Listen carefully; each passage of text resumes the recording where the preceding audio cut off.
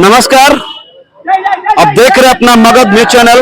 मैं उपस्थित हूं मंजित प्रभाकर आपके साथ राजगीर के बस स्टैंड प्रांगण में, बस स्टैंड क्षेत्र में। और देख सकते हैं कि चारों तरफ अभी दुकानें जो है, इधर दिखाएंगे थोड़ा सा कि सारा दुकान पूरे के पूरे बस स्टैंड पूरे सन्नाटा से भरा पड़ा है। पूरे के पूरे दुकान सभी बंद हैं। यहाँ पे युवाओं का जमावड़ा हो रखा है। और ये जो है आखिर बंदी क्यों किया गया है, इसके बारे में पहले मैं आपको थोड़ा सा बताते चलूं कि अभी जो वर्तमान समय में विगत कुछ दिन पूर्व जो भारत सरकार के द्वारा, जो सुप्रीम कोर्ट के द्वारा, भारत सुप्रीम कोर्ट के द्वारा जो एक आदेश दिया गया कि आरक्षण को लेकर के कि दलितों में एक वर्गीकरण हो, उस वर्गीकरण के खिलाफ, उस आरक्षण के वर्गीकरण के खिलाफ आज लोगों का यहाँ जमावड़ा है, लोग उपस्थित हैं। तो आइए कुछ लोगों से जानते हैं कि आखिर क्यों इस तरह से वो खड़े हैं, क्या उनका विचार है, क्या सोच करके यहाँ पर आए हैं। थोड़ा सा ये कुछ लोगों से हम बात करते हैं। आगे लाइए कैमरामैन। क्या नाम हुआ आपका? जी, मेरा नाम अनिकेत राजवंशी हुआ। अनिकेत राजवंशी जी, क्या किस चीज को लेकर के सर ये बंदी, मतलब जो है पूरा बस स्टैंड आज ब्लॉक किए हुए हैं आप लोग? यह बंदी सिर्फ यहाँ नहीं है सर, यह बंदी पूरा भारत में है। पूरे भारत में बंदी है जी। और इस आधार पर, किस आधार पर बंद है जो बता देते हैं। सुप्रीम कोर्ट एक नया लेयर तैयार कर रहा है। नया लेयर यही तैयार कर रहा है कि दलित को किस तरह से हम फोड़े यानी बांट दे।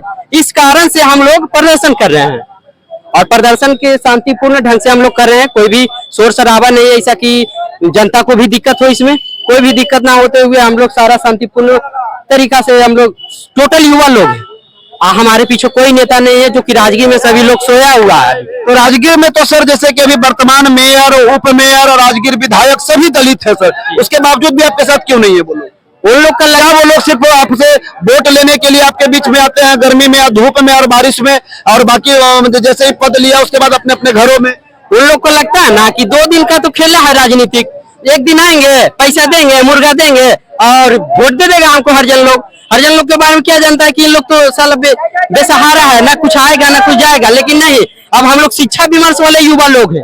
इस तरीका से अब सोचेंगे नहीं, अब जो भी सोचेंगे कुछ अच्छा सोचेंगे, सामाजिक कल्याण के बारे में सोचेंगे। क्योंकि हमारा युवा लोग काफी विकास और प्रगति कर रहे हैं। जितना भी सब देख रहे हैं सभी BA क्रॉस व्यक्ति हैं जी। यानी कि ग्रेजुएशन सभी लोग, ग्रेजुएट लोग लगभग हर जगह हो रहे हैं।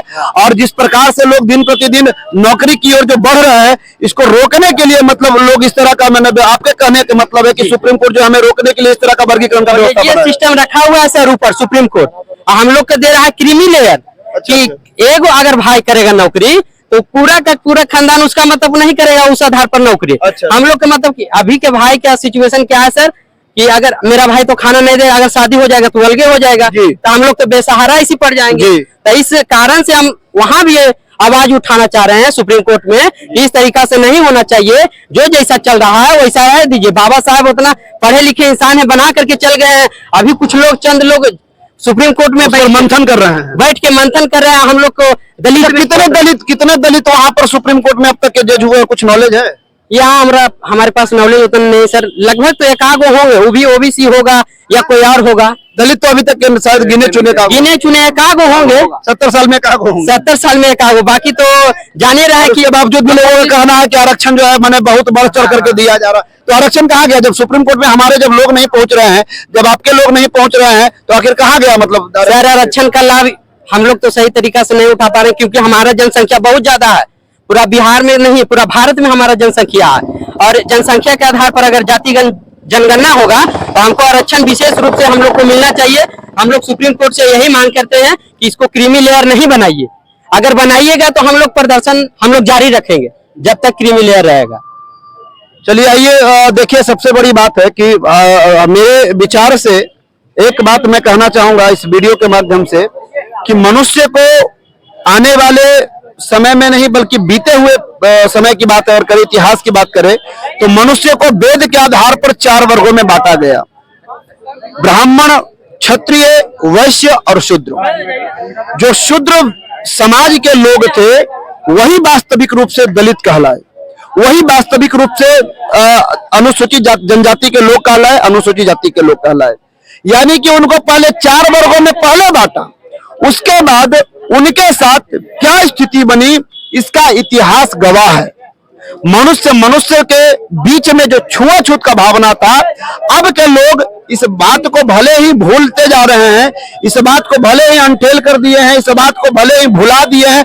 और दूसरी बात यह है कि अब के जो सामान्य जाति के लोग हैं, अब के अनुसूचित जाति के लोगों को अपना भाई मान रहे हैं, बात अलग है। ये बहुत अच्छी बात है, उनका एक सराहनीय कदम है कि अपने नीचे तबके के लोगों को अपने साथ बैठा रहे, अपने साथ खिला रहे, अपने साथ हर जगह मौका दे रहे हैं। लेकिन पहले के लोगों के बीच में ऐसा नहीं था।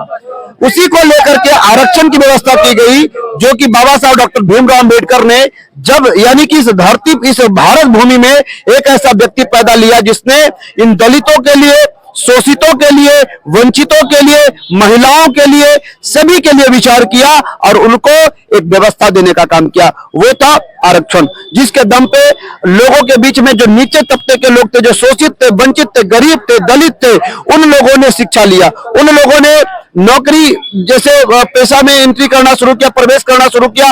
लेकिन उसके बावजूद भी आखिर क्या स्थिति बनी, जो कि आरक्षण वाले लोगों को वर्गीकरण करने का काम किया जा रहा है। आखिर सुप्रीम कोर्ट ने क्या विचार ये आपस में ले लिया कि जिसको कि वर्गीकरण करने का बात कर रहे हैं वो, आखिर उसके विरोध में लोग यहाँ क्यों खड़े हैं?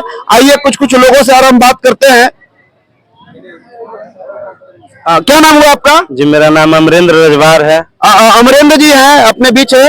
अमरेंद्र जी बताइए कि आखिर ये इस तरह का जो व्यवस्था आखिर क्यों सर, मतलब इस तरह का चल रहा है अभी पूरे देश भर में सर, क्या कारण है? मतलब सुप्रीम कोर्ट कि आप लोग युवा हैं, युवा पीढ़ी है, पढ़ रहे हैं, दिन प्रतिदिन हर चीज से अवगत है, तो आखिर क्या बन रहा है स्थिति इस देश में, देश के अंदर, जिसके कारण लग रहा है कि वर्गीकरण होना चाहिए दलितों का? देखिए, सुप्रीम कोर्ट या आरक्षण भोगियों का एक नियम कानून लाई है, क्रीमी लेयर। वो चाहती है कि जो एक बार नौकरी में आ गए उनके बाल बच्चों को आरक्षण नहीं मिलना, यानी जो चपरासी भी बन गया वो भी मने। हाँ। अच्छा। अब बताइए, तो हम, एक सवाल है कि आप ठीक है, आप बराबरी करना चाह रहे हैं, तो हम भी है एससी, हम चाहते हैं कि हम संस्कृत जानते हैं, ओम भूर्भुवस्सुवः तत्सवितुर्वरेण्यं भर्गो देवस्य धीमहि धियो न प्रचोदयात्, बहुत सारा जानते हैं। हम भी चाहते हैं कि आप बराबरी करो। यहाँ कुंड है, वहाँ पर हम पंडित बनना चाहते हैं, हमको बनने दिया। देखिए, एक व्यक्ति हमारे यहाँ जो संस्कृत के जानकार है, इनकी पूरी इच्छा है, प्रबल इच्छा है कि इनको कुंड जैसे क्षेत्र में, जो कि एक धार्मिक स्थल है, वहाँ पर ये पंडिताई करना चाहते हैं। क्या यहाँ के लोग, क्या इस समाज के लोग, जो लोग आरक्षण का विरोध करने वाले लोग, क्या इनको पंडित बनने का वहाँ मौका दिया जाएगा? इसके बारे में थोड़ा सा हम लोग जानेंगे, तो बताइए थोड़ा सा क्या लग रहा है? वो तो देखिए, वो हो गया ऐसा बात कि भाई भाई को बांट देंगे, आपस में परिवार को बांटना चाह रहे हैं। पहले तो जाति में बांट दिए SC ST को। बस थोड़ा सा सर, हम यही चाह रहे हैं कि इसको खारिज किया जाए, इस नियम को, इस कानून को सुप्रीम कोर्ट वापस ले, वर्गीकरण न करे। और तो जाति में बांट के पहले ही वर्गीकरण कर चुके हैं, अब बताइए भाई भाई में बांट रहे हैं, ये तो गलत है। हाँ, क्या नाम हुआ आपका सर? मेरा नाम विक्रम दास हुआ। अगर आरक्षण ही खत्म ही करना है तो पहले जाति खत्म कर दीजिए, अगर जाति रहेगी हम आरक्षण लात मार देंगे। यानी कि आपका कहने का मतलब है कि आपकी जाति के साथ दूसरी जाति का मतलब विवाह शुरू हो जाए? हाँ बिल्कुल, शादी विवाह सब कुछ शुरू, जाति खत्म ही कर दिया जाए कानून बना करके। न जाति रहेगी ना आरक्षण, सब समाप्त कर दे, सब बराबर, कोई जाति बात नहीं। जाति रहेगी, जाति की समस्या आरक्षण कर दी, तो जाति रहेगी ना आरक्षण रहेगा। और जब तक जाति रहेगी, हमारे लोग मंदिर में जाने के बाद पिटाया जाता है, हमारे लोग को घोड़े पे चढ़ने पर पिटाया जाता है, हमारे और डीएम आरसी बनने के बाद भी अगर लोग मंदिर में जाते हैं तो उनसे कुर्सी का पवित्र किया जाता है, जल पवित्र किया जाता है। जाति का बाल बच्चा वो क्या नीच जाति से विवाह करेगी? विवाह करेगी? क्या नाम हुआ आपका सर? नाम संजीत कुमार हुआ। हम कहना चाहते हैं, अगर ये SC ST के जाति जो खत्म करना, हमारा कहना है कि जाति सबसे खत्म कीजिए, तब विवाह जो होता है ऊंच नीच में होता रहता है। इस तरह से अंतरजातीय विवाह पे मैंने क्यों मारकाट किया जाता है, आपका यही कहना है? तो इसका अर्थ ही है कि सब बराबर में शादी करें। अच्छा। अंतरजातीय विवाह पर मैंने आप बल दे रहे हैं? हाँ, इस तरह से करें तो सब एक ही में शादी ब्याह करिए, एक ही जात में। सर सुनिए, काले बोल रहे हैं कि देखिए कि जिस तरह सारे गरीब लोग हैं जो अपना रोजगार चालू करते हैं, जैसे सपोज ग्रेजुएशन कर लिया, नौकरी नहीं लगा तो अपना रोजगार चालू करते हैं। अगर एक टोटो उनके पास है और धीरे धीरे वो अपने दिमाग से, अपने पढ़े लिखे बुद्धि से वो धीरे धीरे 10 टोटो जब करना चालू करेंगे तो उसको तुरंत बड़े बड़े कास्ट फॉरवर्ड क्लासेस वाले लोग उसको दबाना चालू करते हैं और उसको वही कंडीशन में ला करके छोड़ देते हैं। जबकि अगर देखा जाए तो हमारे समाज वाले जितने भी लोग हैं उनको मात्र 1 से 2 जनरेशन अभी तक शिक्षित हुआ है। 1947 से पहले ब्राह्मणों को यानी कि जितने फॉरवर्ड क्लासेस है सबको 100% आरक्षण के साथ 1947 तक यानी 5000 वर्षों तक उन्होंने राज किया। फिर भी हमारे जो नादान लोग हैं उन्होंने उनको आरक्षण दिया, ईडब्ल्यूएस को आरक्षण दिया, फिर भी आरक्षण दिया, फिर भी लोग ऐसे ऐसे करते हैं। हम लोग को दलित को बांटने का प्रयास करते हैं, बांटने का प्रयास क्या करेंगे, बांट दिए हैं और उसका आधार पर अभी लोग अपने आप में मार काट कर रहे हैं, ये कर रहे हैं। हम लोग विरोध करते हैं, उसमें वो लोग आकर के बीच में घुस करके पूरा विरोध प्रदर्शन करते हैं और हम लोग को नुकसान करा देते हैं। अगर कोई मजदूर है, अगर कॉन्ट्रैक्टर बनता है धीरे धीरे तो इस कॉन्ट्रैक्टर को दबाया जाता है। बहुत सारे उस फील्ड वाले कंपनी वाले लोग हैं, वो लोग मिल करके उसको दबा देते हैं और उसको फिर से वही मजदूर बना देते हैं और बेचारा आगे नहीं बढ़ पाता। जबकि अपना बुद्धि है, अपने योग्यता के आधार पर वो आगे चलता है, फिर वो लोग को रोका जाता है। ऐसा देखिए, कह सकते हैं कि आज की जो वर्तमान समय में जो स्थिति बन चुकी है, यहाँ पे देख सकते हैं कि जो युवाओं की जो स्थिति है, इनका स्पष्ट ये कहना है कि हमें हर हाल में तोड़ने का जो साजिश सरकार कर रही है, ये साजिश को हम सफल होने नहीं देंगे, इसको हर हाल में विफल करके छोड़ेंगे। जब तक के यह अध्यादेश, जब तक ये आदेश जब तक के नहीं वापस लिया जाता है, जब तक केंद्र सरकार के द्वारा अध्यादेश लगा करके इस नियम को जब तक खारिज नहीं किया जाता है, तब तक के लिए इनका आंदोलन जारी रहेगा। चाहे वो धरना के आधार पर हो, प्रदर्शन करे, पुतला दहन करे या इस तरह का भारत बंदी हो। तो कुछ और कहना चाह रहे हैं जी? देखा जाए तो जैसे वैकेंसी सरकार निकालती है, ठीक है, तो 200 वैकेंसी सपोज सरकार निकालती है और सरकार को भी पता है, पूरा भारत देशवासियों को भी पता है कि सबसे ज्यादा जनसंख्या वाले लोग ओबीसी और SC ST पूरा भारत में। अगर 200 वैकेंसी अगर निकला तो उसमें 100 से प्लस रिजर्व जनरल वालों को दिया जाता है, जबकि उसकी जनसंख्या कम है। हमारी जनसंख्या रहते भर में भी उसका मात्र 5, 10 और कुछ ऐसे वैकेंसी है जिसमें तो उन लोग आरक्षित ही नहीं दिया जाता, सिर्फ रिजर्व वालों को ही उसमें डाल दिया जाता है। अभी हाल ही का हम बात करें, यूपीएससी का 45 सीट निकला, ज्वाइंट सेक्रेटरी का निकला, जिसमें सरकार ने नियुक्ति कर दिया। बताइए, यूपीएससी के लोग पढ़ने वाले नहीं है हमारे लोग, अगर एग्जाम के थ्रू लेते सीधे नियुक्ति कर दिया, सीधे नियुक्ति 45 को निकला ना, उसमें नियुक्ति का अध्यादेश जारी हुआ। नियुक्ति के तहत वर्क फॉरवर्ड चले जाएंगे, हम लोग तो ऐसे डोलते रह जाएंगे, यानी कि पढ़ेंगे तो भी फिर हमको वो अधिकार नहीं मिलेगा, पढ़े और ना पढ़े बात बराबर हो जाएगा। वाह, देखिए कितना जानकार व्यक्ति। क्या नाम है सर आपका? राहुल कुमार नाम होगा। राहुल जी कहाँ से हैं? देखिए क्या जानकारी इनके पास है। इनका कहना जो है एकदम कहीं ना कहीं बहुत हद तक के सत्य है, सत्यता से जुड़ा हुआ विषय है। बहुत अच्छे जानकार व्यक्ति हैं और इनका जो कथन है उससे यह स्पष्ट दिखाई देता है कि आज का जो दलित समाज है वो कहीं ना कहीं उत्थान की ओर आगे बढ़ रहा है और इसको दबाने के लिए कहीं ना कहीं सरकार या सुप्रीम कोर्ट नाना प्रकार के नियम कानून ला करके इनको बेड़ियों में बांधने का जो साजिश चल रहा है, ये इन लोग जो है उनके खिलाफ खड़े हैं।